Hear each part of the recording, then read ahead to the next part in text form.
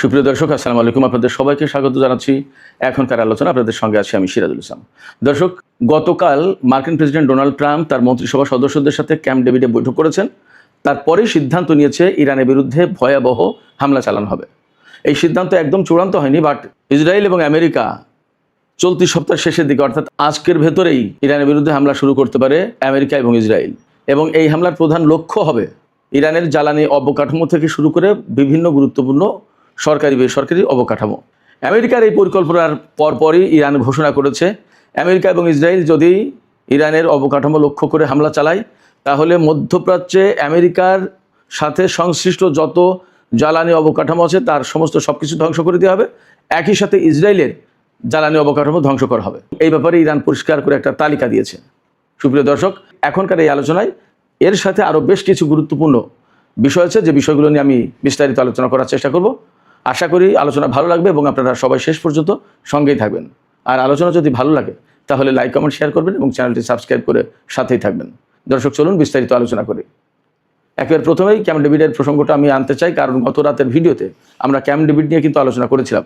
সেখানে বলেছিলাম ক্যাম্প ডেভিডে মার্কিন প্রেসিডেন্ট ডোনাল্ড ট্রাম্প তার মন্ত্রিসভার সদস্যদের সাথে বৈঠক করেছেন এবং সেই বৈঠকে কী সিদ্ধান্ত হয়েছে তা কিন্তু আমরা তখন জানাতে পারিনি। আমরা এই বিষয়ে বিস্তারিত জানার পরপরই আপনাদেরকে জানাচ্ছি যে আমেরিকা এবং ইসরায়েল সম্মিলিতভাবে ইরানের উপরে ভয়াবহ হামলা চালাতে যাচ্ছে। এই ব্যাপারে মোটামুটি নীতিগত সিদ্ধান্ত হয়েছে, কিন্তু কখন বা কবে এই হামলাটা শুরু করবে এই ব্যাপারে একদম পরিষ্কার সিদ্ধান্ত ঘোষণা করা হয়নি, এটা জানা যায়নি। তবে হামলা যে হবে এটা মোটামুটি নিশ্চিত।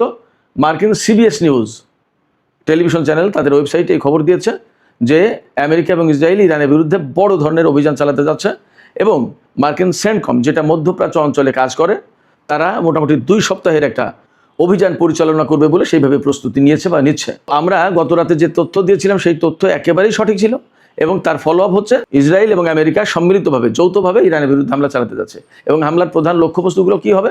ইরানের বিভিন্ন জ্বালানি অবকাঠামো, তার মানে তেল ক্ষেত্র, গ্যাস ক্ষেত্র, তেলের রিফাইনারি, তারপরে তেলের যে সমস্ত ডিপো, এই সমস্ত, আর বিভিন্ন রকমের সেতু, culvert, rail station, rail line, এগুলো হামলা লক্ষ্যবস্তু। শুধু তাই না, মার্কিন প্রেসিডেন্ট ডোনাল্ড ট্রাম্প বলেছেন, CNN-এ দেখলাম, CNN-এ খবর দিয়েছে, একেবারে আমেরিকান চ্যানেল এগুলো সব, Wall Street journal, CBS news, CNN, এই সমস্ত চ্যানেলে বলা হচ্ছে ডোনাল্ড ট্রাম্প বলেছেন যে আমি শুধু জিততে চাই, অর্থাৎ ইরানের বিরুদ্ধে যে কোনোভাবে হোক জিততে হবে, আমেরিকাকে জিতানোর ব্যবস্থা করছে ডোনাল্ড ট্রাম্প, সেই মানসিকতা পোষণ করছে। তার মানে অ্যাট এনি কস্ট তাকে জিততে হবে। তাতে ইরানের কত বেসামরিক মানুষ মারা গেল, কি সামরিক লোকজন মারা গেল, কি বেসরকারি বা সরকারি অবকাঠামো ধ্বংস হলো, জ্বালানি স্থাপনা ধ্বংস হলো, রেল লাইন ধ্বংস হলো, সেতু ধ্বংস হলো কি না, এ নিয়ে তার কোনো মাথা ব্যথা নেই, এটা কোনো বিষয় না। তার বক্তব্য হচ্ছে আমাকে জিততে হবে, আমি শুধু জিততে চাই ইরানের বিরুদ্ধে। এই যে জিততে চাই, কেন জিততে চাই, এই কথাটা একটু এখানে ব্যাখ্যা করে যাই। দেখেন, আমেরিকা হচ্ছে সারা বিশ্বের 1 নম্বর পরাশক্তি, আমেরিকা সেইভাবেই দাবি করে। আমেরিকা যেহেতু 1 নম্বর পরাশক্তি হিসেবে নিজেকে জাহির করে, দাবি করে এবং সেইভাবে সারা বিশ্বে ছড়ি ঘোরায়, সেই কারণে ইরানের বিরুদ্ধে যুদ্ধ করতে এসে তারা হেরে যাবে। আর হেরে গেলে মধ্যপ্রাচ্য থেকে তাদের বিদায় নিতে হবে। শুধু বিদায় নিতে হবে না, সারা বিশ্বে এর প্রভাব পড়বে। আমি সবসময় বলে আসছি, এককেন্দ্রিক বিশ্ব ব্যবস্থা বাদ হয়ে যাবে, আমেরিকার মোড়লিপনা থাকবে না, সেখানে রাশিয়া, চীন, ইরান সবাই বিশ্ব শাসনের গুরুত্বপূর্ণ জায়গায় চলে আসবে।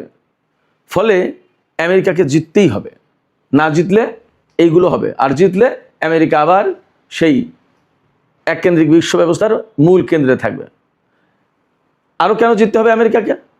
আমেরিকাকে জিততে হবে এই কারণে যে আমেরিকা যদি এই যুদ্ধে হেরে যায় তাহলে আমেরিকার অস্ত্র বাণিজ্য শেষ, মধ্যপ্রাচ্যে প্রভাব প্রতিপত্তি শেষ, মধ্যপ্রাচ্যে তাদের যে নিয়ন্ত্রণ ছিল সেই নিয়ন্ত্রণ থাকবে না, সারা বিশ্বের উপর যে ছড়ি ঘোরাতো সেটা থাকবে না। বিশ্বের বিভিন্ন দেশে অন্তত 850 মার্কিন সামরিক ঘাঁটি আছে, এই ঘাঁটিগুলো বেশিরভাগ জায়গা থেকে সরিয়ে নিতে হবে। দেশে দেশে তাদের বিরুদ্ধে বিক্ষোভ, আন্দোলন শুরু হবে। এই সমস্তগুলো টিকিয়ে রাখার জন্য আমেরিকাকে জিততে হবে। যদি না জিততে পারে তাহলে এই যে যা বললাম তখন সব কিছু শেষ হয়ে যাবে। আমেরিকার অস্ত্র বাজার যদি ধ্বংস হয়ে যায়, অস্ত্র বাজারে যদি ধস নামে, তাহলে আমেরিকার অর্থনীতি টিকবে না। আমেরিকার অর্থনীতির বড় ক্ষেত্র হচ্ছে এই অস্ত্র বাজার। আপনারা চিন্তা করতে পারেন, $1.5 ট্রিলিয়ন এবার সামরিক বাজেট। তো সামরিক বাজেট যদি $1.5 ট্রিলিয়ন হয়, তাহলে তার অস্ত্র ব্যবসা কী পরিমাণে? একাই আমেরিকা যে অস্ত্র ব্যবসা করে, সারা বিশ্বের বাকি সব দেশ মিলেও তা করে না। পরিস্থিতি এমন, সেই জায়গায় আমেরিকা যদি ইরানের সাথে হেরে যায় যে ইরান আজ 47 বছর ধরে আমেরিকা নিষেধাজ্ঞার আওতায় রয়েছে, সেই ইরান যদি জিতে যায় তাহলে আমেরিকার মানসম্মান থাকবে না, আমেরিকার সারা বিশ্বে কোনো প্রভাব প্রতিপত্তি কিছু থাকবে না। এই জন্য ডোনাল্ড ট্রাম্প বলছেন আমি শুধু জিততে চাই। এছাড়া আরেকটা কারণ আছে, তিনি তো সবসময় বলেন মেক আমেরিকা গ্রেট এগেন, মাগা আন্দোলন যেটা, এই মাগা আন্দোলনের প্রধান পৃষ্ঠপোষক এবং মূল তত্ত্ববিদ এই ডোনাল্ড ট্রাম্প। তাই ডোনাল্ড ট্রাম্প যখন আমেরিকাকেই মহান দেখতে চায়, বাকিরা সব নিচু, এরাই শ্রেষ্ঠ, যখন এই রকম মানসিকতা পোষণ করে, তখন তার সামনে বিজয় ছাড়া তো কোনো কথা নেই।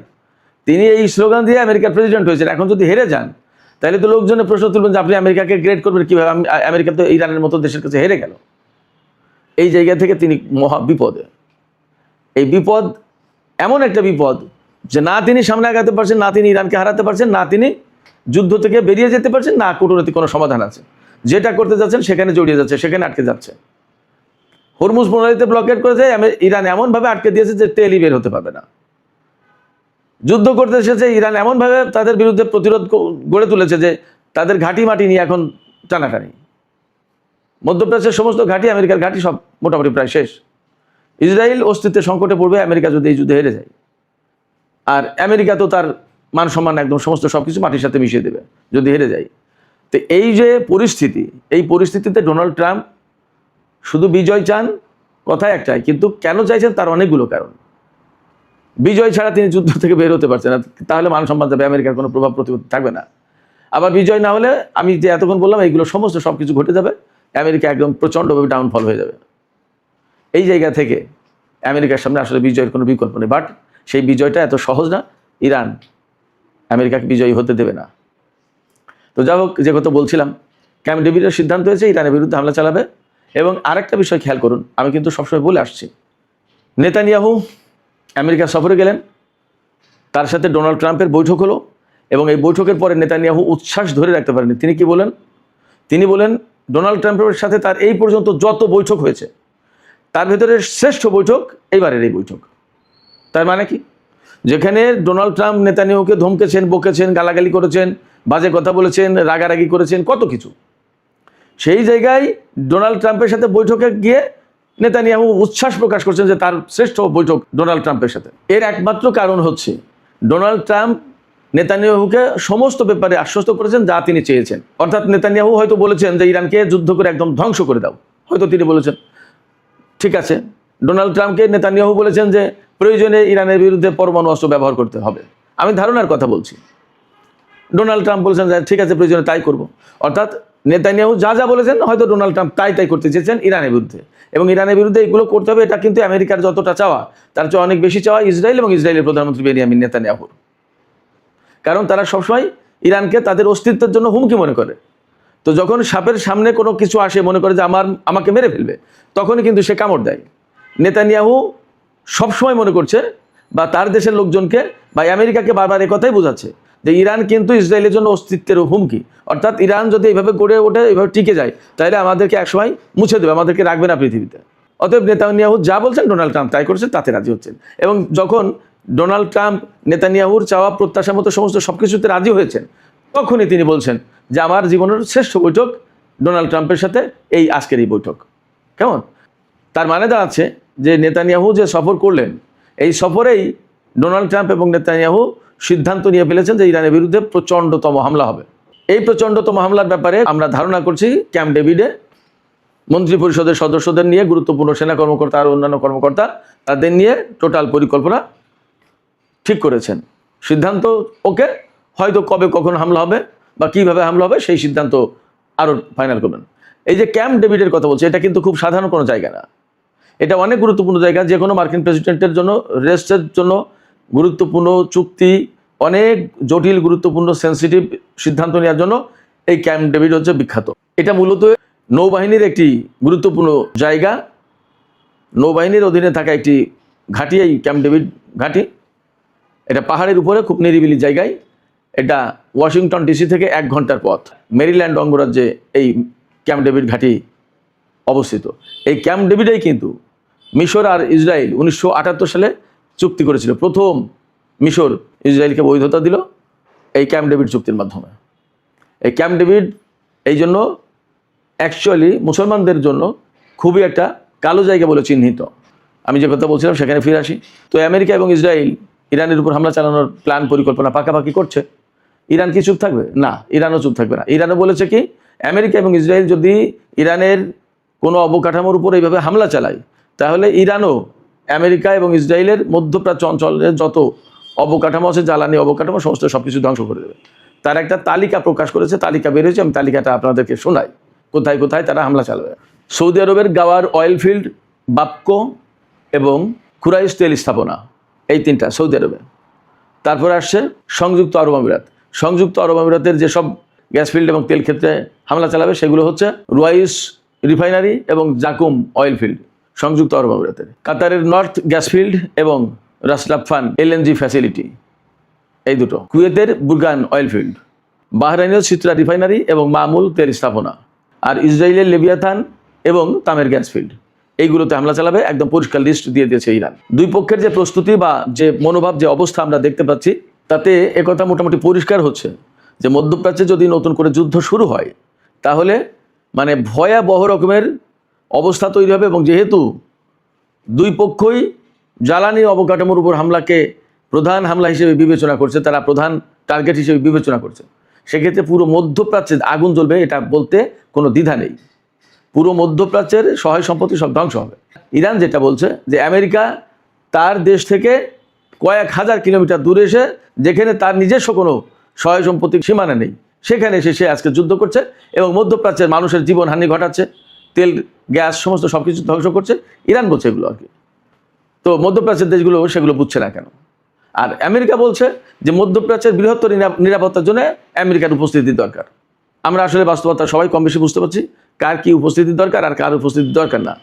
তো দেখা যাক, মনে হচ্ছে যুদ্ধের ভেতর দিয়েই চূড়ান্ত পরিণতির দিকে যাচ্ছে। আমার মনে হয় যে আমরা খুব শর্ট টাইমে খুব বড় রকমের যুদ্ধ দেখতে যাচ্ছি, যদি পর্দার আড়ালে কোনো কূটনৈতিক তৎপরতা না চলে।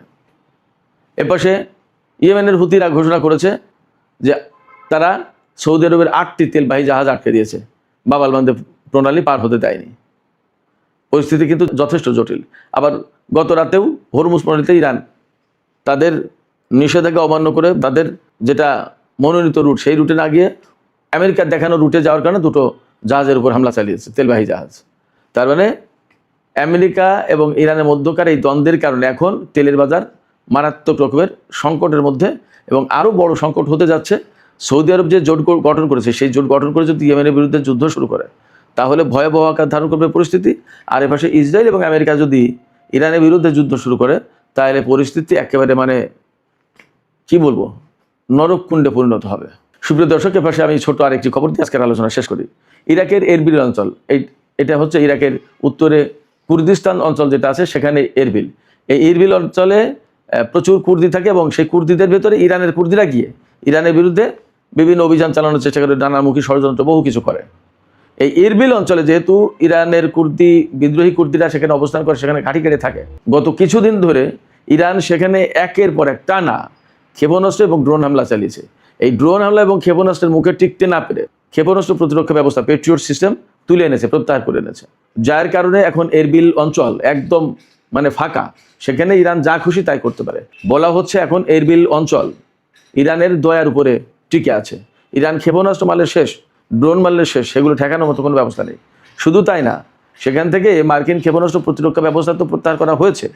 আগামী 30 সেপ্টেম্বরের ভেতরে ইরাক থেকে সমস্ত মার্কিন সেনা প্রত্যাহার করা হবে বলে সিদ্ধান্ত নেওয়া হয়েছে। এই সিদ্ধান্ত তো যদি বাস্তবায়ন হয়, তাহলে 2003 সালের পরে ইরান একদম পরিপূর্ণভাবে মার্কিন সেনা থেকে মুক্ত হতে যাচ্ছে, মার্কিন সেনা উপস্থিতি থেকে মুক্ত হতে যাচ্ছে। মার্কিন সেনা উপস্থিতি মুক্ত হওয়ার পর ইরাক নতুন করে আবার সেই ধন সম্পদ, তার সেই উজ্জ্বল অবস্থার দিকে ফিরে যেতে পারবে? এটা হচ্ছে এখন বড় প্রশ্ন। দেখা যাক, আমরা অপেক্ষা করি। সুপ্রিয় দর্শক, এখনকার আলোচনা এখানে শেষ করতে চাইছি। আলোচনা শেষের আগে আপনাদের কাছে জানতে চাই, আপনাদের মতামত বুঝতে চাই, শুনতে চাই। এই যে আমেরিকা এবং ইসরায়েল ইরানের বিরুদ্ধে যে যুদ্ধ শুরু করতে যাচ্ছে বলে খবর বের হয়েছে মার্কিন গণমাধ্যমে, এর বিপরীতে ইরান কিন্তু তাদের লক্ষ্যবস্তু ঘোষণা করেছে। তাতে কি মনে হচ্ছে যে মধ্যপ্রাচ্যে একটা ভয়াবহ যুদ্ধ হতে যাচ্ছে, নাকি কূটনীতির মধ্য দিয়ে এটার একটা সমাধান আসতে পারে? আপনাদের মতামত জানিয়ে কমেন্টে লিখবেন। আর ভিডিও ভালো লাগলে লাইক, কমেন্ট, শেয়ার করবেন এবং চ্যানেলটি সাবস্ক্রাইব করে সাথেই থাকবেন। দর্শক, আপনাদের সবাইকে অনেক অনেক ধন্যবাদ। আল্লাহ হাফেজ।